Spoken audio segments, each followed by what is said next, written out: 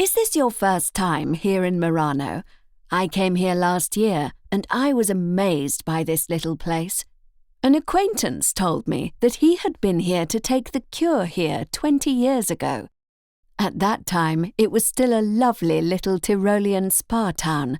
Now, as an Italian town, it's making a name for itself as a venue for international sporting events. An event of this size, here, in the middle of these frightfully high mountains. I'm quite impressed.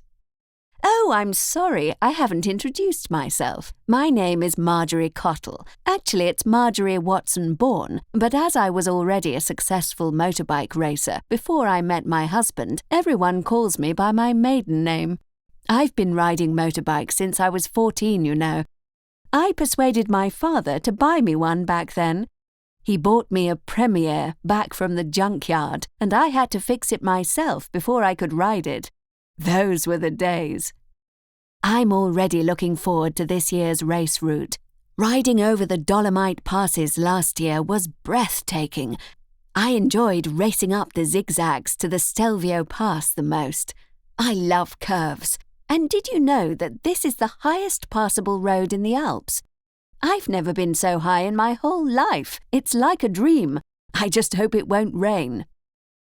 Oh dear. Where have I put my luggage ticket? Ah, here it is. Good afternoon, Mr. Conductor. Yes, I'd like to collect my motorbike. Thank you very much. Did you see his face? I'm used to it by now, yet I still love to confuse these men.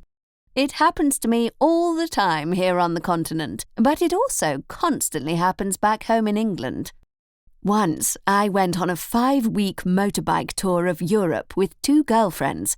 That was back in 1928, the year I was finally first allowed to vote as a woman under the age of 30 in England. Can you imagine?